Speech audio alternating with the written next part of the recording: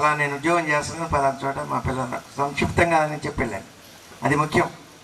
దీని యొక్క లక్ష్యం కూడా అదే. నెక్స్ట్ ఇంకెవరు? కిషోర్ తర్వాత. నా పేరు గంగవరపు సుబ్బారావు. తిమ్మసముద్రం పంచాయతీలో జాబ్ చేస్తున్నాను. అలాగే నాకు ఒక పాప, అలాగే మా భార్య గవర్నమెంట్ హాస్పిటల్లో స్టాఫ్ నర్స్గా చేస్తుంది. అలాగే నేను ఎంటెక్ వరకు చదువుకున్నాను. వాస్తవంగా నేను కూడా నా ప్రథమంలో ఎంటెక్ అయిపోయిన వెంటనే నర్సరాబాద్ ఇంజనీరింగ్ కాలేజీలో అసిస్టెంట్ ప్రొఫెసర్గా చేస్తూ వచ్చాను. ఈ సమయంలో నేను చెప్పారు కాబట్టి నేను పున్నయ్య మాస్టర్తో ఉన్న అనుబంధాన్ని గురించి నేను చెప్పుకోవాలనుకుంటున్నాను. వాస్తవానికి ఎలక్ట్రికల్ ఇంజనీర్ చేసి అతను NIT వరంగల్లో ఎంటెక్ చేశాను. ఆ తర్వాత నేను అసిస్టెంట్ ప్రొఫెసర్గా బెంగళూరులో, తర్వాత సోలార్ ఇండస్ట్రీలో చేస్తూ వచ్చిన తర్వాత సివిల్స్లో అది ఎందుకు ఇంట్రెస్ట్ ఉందంటే పున్నయ్య మాస్టర్ దానికి ప్రథమ కారణం. బీజం అనేది ఆయనే వేశారు. అవన్నీ కూడా తెలియజేస్తూ అలా ఆయన ఇచ్చిన ఎంకరేజ్మెంట్ బట్టే నేను ఒకసారి సివిల్స్ మెయిన్స్ రాశాను, 2 సార్లు గ్రూప్ 1 ఇంటర్వ్యూ కూడా వెళ్ళాను, కానీ రాలేదు. మరలా ప్రిపేర్ అవుతున్నాను. ప్రస్తుతం సెలవులో ఉండే ప్రిపేర్ అవుతున్నాను. చాలా థ్యాంక్స్ అండి అవకాశం ఇచ్చినందుకు. మరలా లక్ష్మీనారాయణని వేదికపైకి ఆహ్వానిస్తున్నాను. తోటి మిత్రులకి అందరికీ నమస్కారం. నేను ఇక్కడ హై స్కూల్లో 8th, 9th, 10th ఈ 3 క్లాసులు కంటిన్యూ చేశాను. ఇదివరకు ఒంగోలు చదివేవాడిని.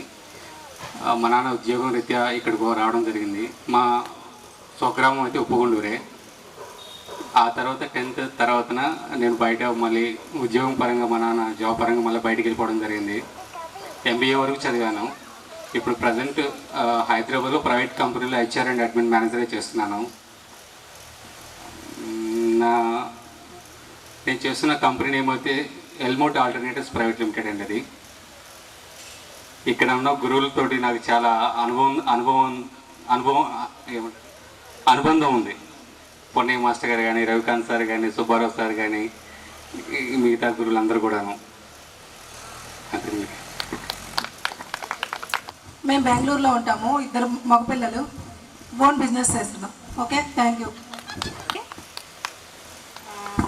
ఈవెంట్కి ఇచ్చేసిన అందరు స్నేహితులందరికీ మరొకసారి నా ధన్యవాదాలు తెలియజేసుకుంటున్నాను.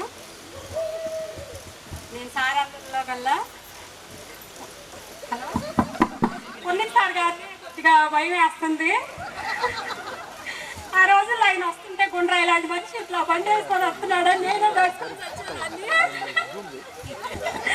ఆ రోజుల్లో అసలు ఆయన బండి పెద్ద బండి అనమాట. మాకేం అసలు సైకిల్ కూడా లేవు. ఆ దగ్గర నుంచి వచ్చేవాళ్ళం. సార్ బండి వేసుకొని వస్తుంటే అసలు గుండ్రాయిలాగా ఇంత రావు నల్లగా అసలు ఎట్టుండేవాడు అని బ్రహ్మాండంగా ఉండేవాడు. ఈ తర్వాత మనకి కేఎస్ఆర్ మాస్టర్ గారు, రవికాంత్ సార్ గారు, 3 త్రిమూర్తులు అని పేరు పెట్టాను నేనైతే. 3 ఎక్కడికి వెళ్తున్నా కూడా టీ తాగటానికి వెళ్తున్న హోటల్ దగ్గరికి 3 కలిసి వెళ్ళేవాళ్ళు. వచ్చేటప్పుడు 3 కలిసి వచ్చేవాళ్ళు.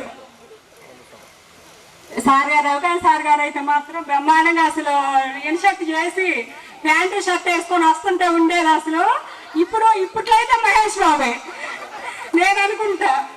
ఇక తర్వాత మన తెలుగు సారు, నేను అప్పుడు అనుకునేదాన్ని, వామ్మ ఈయనేంది ఈ పద్యాలు ఈ రకంగా పాడుతున్నాడు, నాకేడొచ్చి వస్తాయి అని చెప్పి నేను అసలుకి ఇష్టం ఉండేది కాదు. అట్లాంటిది ఇప్పుడు ఏమైందంటే మా ఆయన తెలుగు టీచర్గా పనిచేస్తున్నారు హై స్కూల్లో. మా ఆయన తెలుగు టీచర్ అయి కూర్చున్నాడు. నేనేమో చిన్న మాటలు మాట్లాడుతూ ఉంటా ఇంట్లో. ఈయనేమో ఏ నీ పిల్లలు చదివిస్తూ ఉంటాడు, నువ్వు అట్టా నువ్వు ఇట్టా అని. అట్లా తెలుగు సార్ గారి గురించి ప్రతిరోజు ఆయన గుర్తొస్తూ ఉంటారు ఈయన చూసినప్పుడల్లా. ఇంకా మన సీతాకుమార్ టీచర్ గారు అయితే నా దృష్టిలో అయితే ఒక హీరోయిన్. ఆ రోజులు ఆవిడ హ్యాండ్ బ్యాగ్ తగిలించుకొని వస్తుంటే అబ్బా ఏం కట్టింది రే వాళ్ళు.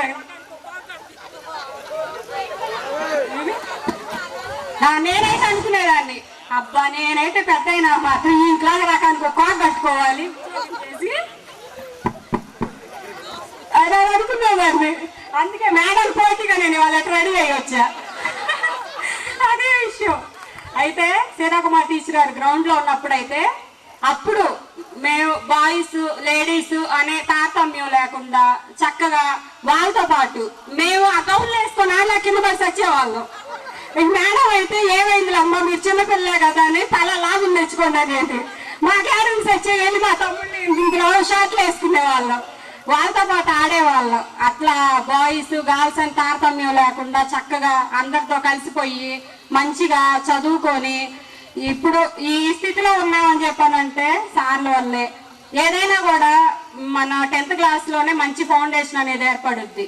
ఆ తర్వాత నుంచే మన చదువులు పై చదువులు ఎక్కడికి వెళ్ళినా కూడా చదువుకొని మరి ఈరోజు ఈ ఉద్యోగాలు చేసి మరి ఇంత మన ఏదైనా బయటికి వెళ్ళినా కూడా ఒక గౌరవం ఉంటుంది. లేదా మన ఫ్యామిలీ మెంబర్స్కి ఈరోజు 4 మెతుకులు తినిపించగలుగుతున్నామంటే వాళ్ళు పెట్టిన చదువు భిక్ష.